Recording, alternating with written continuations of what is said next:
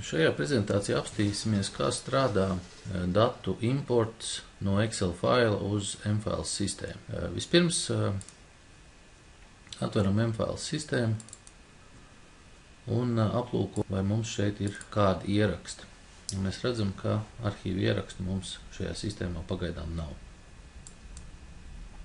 Tad atveram nelielu failiņu, kas ir obligāti XLS formātā, un apskatāmies ierakstus, kādus mēs vēlamies importēt. Kā mēs redzam, šeit ir kopumā 5 ieraksti. Kastes svītkods, kastes mapas kārtas numurs kastē, kārtas numurs mapē. Datums no, dažviet viņš ir tukšs, dažviet viņš ir pilns, datums līdz, glabāšanas termiņš, burtiņi, kādi šeit ir iekšā no A līdz Ž, K līdz O, citur mums nav norādīti burti, un tā tālāk, tad 5 ieraksti. Lai importētu šo te failiņu, vai precīzāk informāciju mFiles sistēmā, mēs varam vaļā Access aplikāciju, lūk šo te Hypo Excel Import Procedure. Lūk, un loks, kas mums atverās vaļā, ir ļoti vienkārši. Mums patiesībā ir tikai viena poga, kas mums ir jānospiež. Nospiežot šo te pogu, mums atverās tātad Browse Windows, un mēs vienkārši ejam uz izvēlamies attiecīgo Excel failiņu, no kura mēs informāciju vēlamies paņemt. Sistēma uzreiz mūs brīdina, ka dati tiks nolasīti tikai no pirmās izvēlētais Excel lapas. Tātad, ja mums dati ir 1., 2., šītā, 3., 4., tad šī informācija netiks nolasīta, jo parasti mēs saņemam Excel failiņu, un informācija jābūt saglabātai tikai 1. lapā. Ieraksts tiks nolasīt līdz pirmajam tukšajam ierakstam kolonā kastes svītkods. Tāpēc svarīgi pārliecināties, ka svītkods saraksts nesatur tukšus ierakstus. Var šo te lasīt, principā tas jāizlas tikai vienreiz, tie ir vienkārši brīdinājumi. Tātad, ko nozīmē, kad viņš nolasīs līdz pirmajam tukšumam, tad pirmkārt, ja mēs šeit ievietosim iekšā rindiņu, tad mums viņš nolasīs šo te rindiņu, bet tālāk 3., 4., 5. ierakstu viņš nelasīs. Tāpēc ir svarīgi, ja mums kaut kas ir izdēsts, lai mums šis saraksts būtu vienlaidus saraksts bez tukšām rindiņām. Lūk, mēs esam tātad pārliecinājušies, ka viss ir kārtībā, spiežam OK, un sākās process. Šajā baltajā lociņā parādās status bārs, tiek atspoguļots šajā baltajā lociņā tiek atspoguļots status, kas attiecīgajā momentā tiek veikts. Šajā gadījumā mums ir runa tikai par 5 ierakstiem, tāpēc process ir ļoti ātrs. Gadījumā, ja mums tur būs 1000 ieraksta, process būs lēns, un mums, lai mēs saprastu, kur mēs aptuveni atrodamies, mums palīdzēs šis te status ieraksta. Tad, kad process ir pabeigts, tad ir rakstīts, kad import rezultāti ierakstīt failu, C users, desktop, un tā tālāk un tā joprojām. Bet iekavviņās ir paskaidrots, ka tas ir tā pati direktorija, kur atrodas importējamais fails. Tātad, ja mums bija importējamais fails atradās šeit, tad viņam blakus tiek izveidots arī šie importa rezultāti.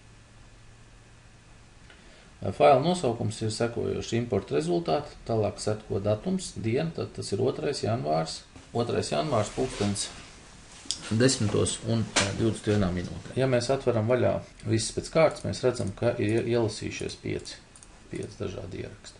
mFiles sistēmā, ja mums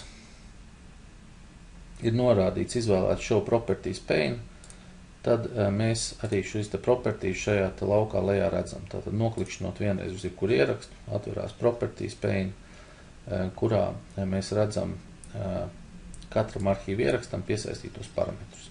Varam arī 2 reiz noklikšķināt un apskatīties tātad, kā kastes svītkods, mapas kārtas numurs, struktūra vienības nosaukums, struktūra vienības kods un tā tālāk un tā joprojām. Lūk, šeit ir arī tāds parametrs individuālie burti. Konkrētajā gadījumā mums ir no A līdz Ž, tātad, lai mēs varētu atrast arī visus burtus, kas ir pa vidu.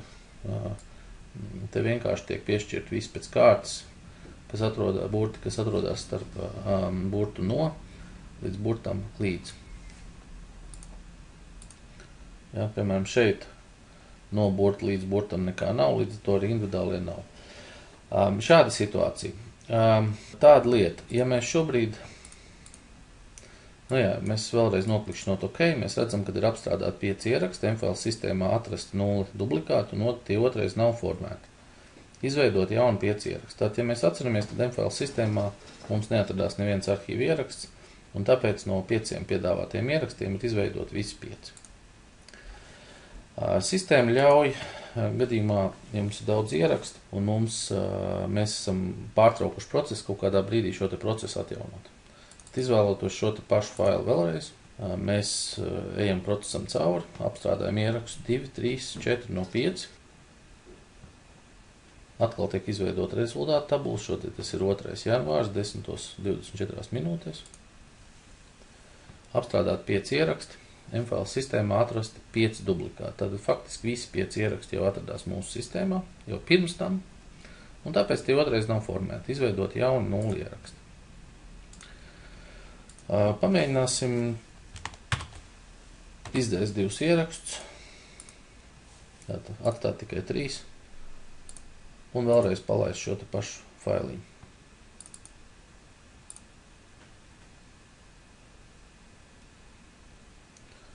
Lūk, tad process ir diezgan lēns, kā jūs redzat. Mēs redzam, ka katra ieraksta apstrāde prasa aptuveni kādu trešdaļu no sekundes. Lūk, un tas ir tāpēc, ka katram ierakstam tiek pārbaudīts, vai neatrodās jau dublikāts sistēmā. Un tikai pēc tam viņš tiek vai nu formēts vai neformēts no jauna. Te mēs redzam, kad ir atrasts 3 dublikāti un tie otrais nav formēti, izveidot jaunu 2 ieraksti. Lūk, un atkal mums jau ir šie 5 ieraksti. Tātad ieraksti tiek pārbaudīti dublikāti pēc pilnīgi visiem parametriem. Datums no, datums līdz, glabāšanas termiņš, kārtas numurs, mapē, maps kārtas numurs. Vienīgais, ko sistēma neskatās, ir komentāri. Ja mēs pamainīsim komentārus, tad parametrs netiks ņemts vērā, meklējot dublikātu. Jā, mēs varam apstīties arī importa rezultāts, kādu viņi izskatās. Pirmo mēs veidojām 10:21 minūtē. Mēs viņu varam atvērtēt vaļā. Lūk, mēs redzam, kādi šie rezultāti ir, cik viņi ir izveidot. Mēs viņus varam salīdzināt ar sākotnējo failu. Tātad pirmās kolonas no A līdz S ir tās pašas kolonas, tā pati informācija, kas mums ir sākotnējā failā. Beigās ir pievienots 3 ieraksti, tātad MFLs ID 216, 17, 18, 19 un 20, kā arī datums, kurā viņš tiek izveidots. Šeit Excelītī mēs redzam, ka tas ir 2. janvārs, tad pat laikā šeit augšpusē mēs redzam arī laiku, kad tas ir izveidots, 10:21. Un ir rakstīts jauns vecs ieraksts, ka viņš ir izveidots pēdējā ciklā. Ja mēs to salīdzināsim ar pēdējo importu failiņu, importu rezultātu failiņu, tad šeit jau mēs redzēsim, ka 2 ieraksti šiet ir izveidot pēdējā ciklā, kas tika palaists tātad 10:25 minūtēs, savukārt šiet ir izveidot agrāk. Piemēram, šis tie ieraksts ir izveidots 10:18 minūtēs, šis ir izveidots 10:25. Un šeit jau ir tie vecie MFLs ID. MFLs ID, tad, piemēram, apstīsimies 216. Tā ir Ines Salaka. Varam uzreiz vadīt search Windowsā 216. Jums atradīs visus ierakstus, kas saistīti ar šo 216. Un redziet, šeit ir arhīva ieraksts ID 216 Ines Salaka. Un tikpat labi mēs varētu meklēt visus ierakstus, kam ir iekšā vārds Ines. Mēs atkal atrodam tieši to pašu. Inese Salaka. Search all objekts, ja mēs varam skatīties tikai arhīvu ierakstus, kas šajā gadījumā ir tas pats. Arī šeit mēs atrodam Inese Salaka. Varam meklēt arī, piemēram, datums līdz. Tātad viņš ir, piemēram, šodien. Taču šeit varētu būt is after, piemēram, lai būtu šodien. Un meklēsim. Šādi ieraksti mums nav. Ar Ines Salaku apstīsimies, mums vispār datums līdz ir šāds. Te nav mums tāds. Tad te varam ievadīt, piemēram, 2002. Nu, pārbaudam. Tad viņš atrod visus 5 ierakstus. Datums līdzi 31.12.2012. Lūk. Tātad viņš atrod visus datumus. Nu, un tā tālāk. Tikpat labi mēs varam iet arī arhīvu ierakstos un apstīties kaut kur citur. Šeit mēs izvēlējāmies filtru, visi pēc kārtas.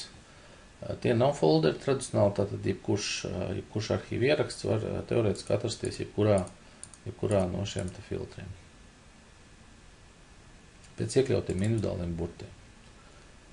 Mēs varam atrast, kas atrodas zem burtu Č, un mēs redzam, ka zem burtu Č atrodas atkal tikai Ines Salaka. Jā, kāpēc tur ir burts Č? Tāpēc, ka mums norādīts no burts A līdz burtam Ž, tātad burts Č arī atrodas šajā te arhīvu ierakstā. Nu, lūk, ja mēs meklēsim kādu citu ierakstu, burtu V, arī šeit mēs atradīsim tikai vienu. Šeit mums burts no, redziet, šeit ir burts no K līdz burtam O. Nu, pameklēsim tad burtu K.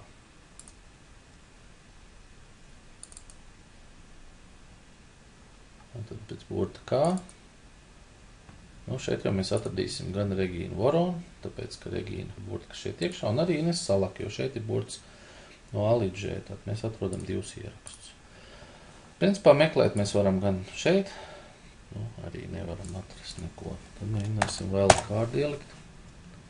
Lūk, nu viņš atrod tātad visus, kur ir kaut kāda informācija, kas sākās 4300. Zvaigznīt nozīmē, ka aiz nulītēm mums var sekot jebkurš simbols.